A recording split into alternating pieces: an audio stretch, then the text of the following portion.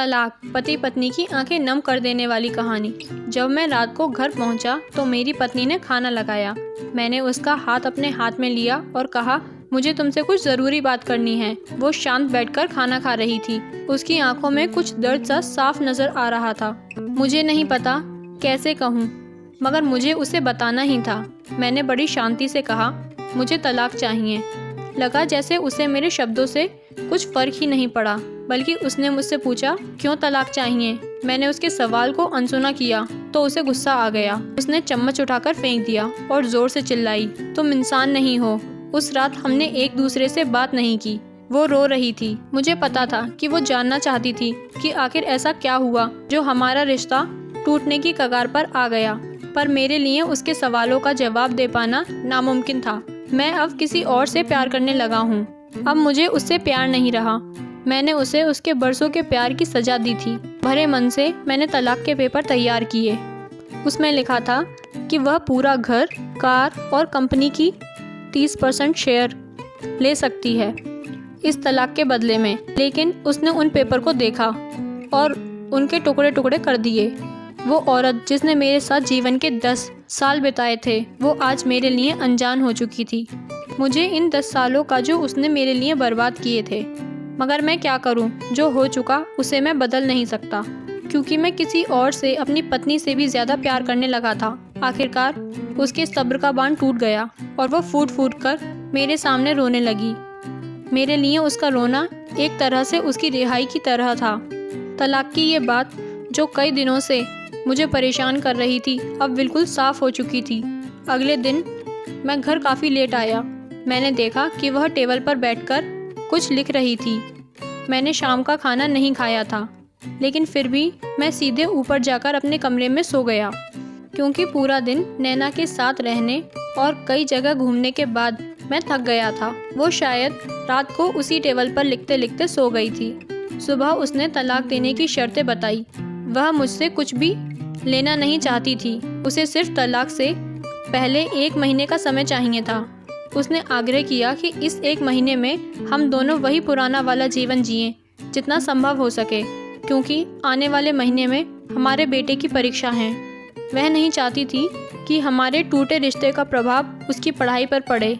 मुझे भी यह ठीक लगा, मगर वो कुछ और भी चाहती थी। जैसे शादी के दिन मैं उसे उठाकर अपने शयन कक्ष तक ले गया था, उसी तरह हर रोज़ 1 महीने तक मैं उसे शयन कक्ष से उठाकर मुख्य द्वार तक ले जाऊं। मुझे लगा यह पागलपन है, मगर इन आखिरी दिनों को थोड़ा अच्छा बनाने के लिए मैंने उसकी यह शर्त स्वीकार कर ली। मैंने नैना को अपनी पत्नी की सभी शर्तें बताई। वह हंसने लगी। उसे लगा मेरी पत्नी कितनी भी तरीके अपना ले, तलाक होना तो तय है। मेरी पत्नी और मैं किसी से भी इस दौरान नहीं मिले थे, लेकिन उस दिन जब मैं उसे पहली बार उठाकर गेट तक लेकर गया तो हम दोनों काफ़ी अजीब महसूस कर रहे थे। पीछे से हमारा बेटा भी खिलखिलाकर खुश हो रहा था। अगले दिन यह काम थोड़ा सामान्य और आसान हो गया। वह मेरे सीने से लगी थी।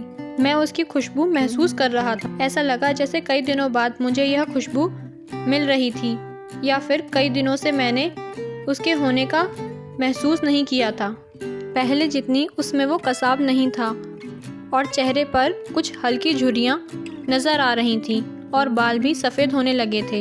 ये वही औरत थी जिसने अपने जीवन के 10 साल मुझे समर्पित किए थे। चौथे दिन जब मैंने उसे उठाया तो वो पुरानी रोमांच लौटने लगी थी। 5वें और 6ठे दिन वो पुराना प्यार फिर जागने लगा। मैंने नैना को इस बारे में कुछ नहीं बताया था। अब उसे उठाना और आसान हो गया था। शायद हर रोज़ यह सब करने का मैं आदी हो गया था। एक दिन वह अपनी पसंद की साड़ी निकाल रही थी, लेकिन कुछ खास नहीं ढूंढ पाई। उसने सांस भरते हुए कहा कि उसके सारे कपड़े बड़े पड़ने लगे हैं। तब मुझे पता चला कि वह काफ़ी दुबली हो गई है और इसलिए मैं उसे आसानी से उठा पा रहा था। मेरे दिल को एक झटका सा लगा। उसने अपने दिल में काफ़ी सारा दर्द छुपा रखा था।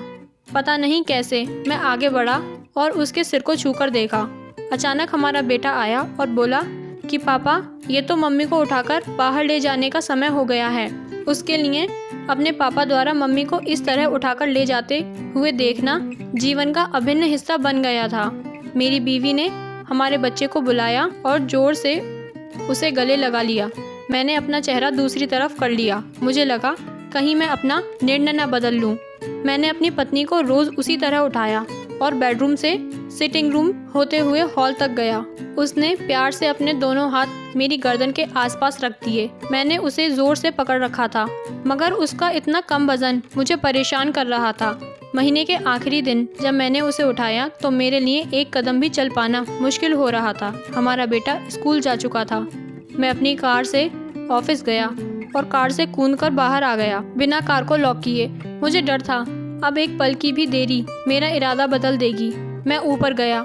नैना ने दरवाज़ा खोला और मैंने उससे कहा, सॉरी नैना, अब मैं अपनी पत्नी से तलाक नहीं लेना चाहता। उसने मुझे देखा और मेरे सिर पर हाथ फेरकर कहा, तुम्हें बुखार तो नहीं है?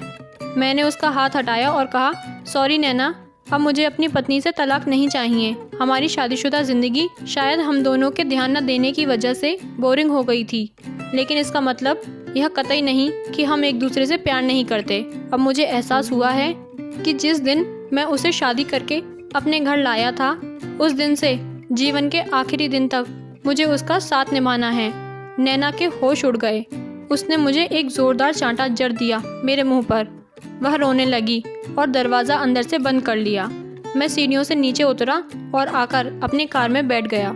आगे एक फूल वाले की दुकान पर रुका और अपनी प्यारी पत्नी के लिए एक सुंदर सा गुलदस्ता लिया। दुकानदार ने पूछा, इस पर क्या लिखना है? मैंने मुस्कुराते हुए कहा कि मैं तुम्हें जीवन के आखिरी दिन तक यूं ही उठाता रहूँगा, मेरी अर्धांगिनी। उस शाम जब मैं घर आया, हाथों में गुलदस्ता लिए मेरे चेहरे पर एक मुस्कान थी। मैं ऊपर अपने कमरे की तरफ भागकर गया, लेकिन जब तक वह मुझे छोड़कर इस दुनिया से जा चुकी थी हमेशा के लिए। वो कई महीनों से कैंसर से लड़ रही थी, लेकिन मैं नैना के साथ इतना खोया हुआ था कि कभी ध्यान ही नहीं रहा। उसे पता था वह जल्द ही मुझे छोड़कर जाने वाली है, इसलिए वह मुझे और मेरे बेटे के रिश्ते को टूटने से बचाना चाहती थी।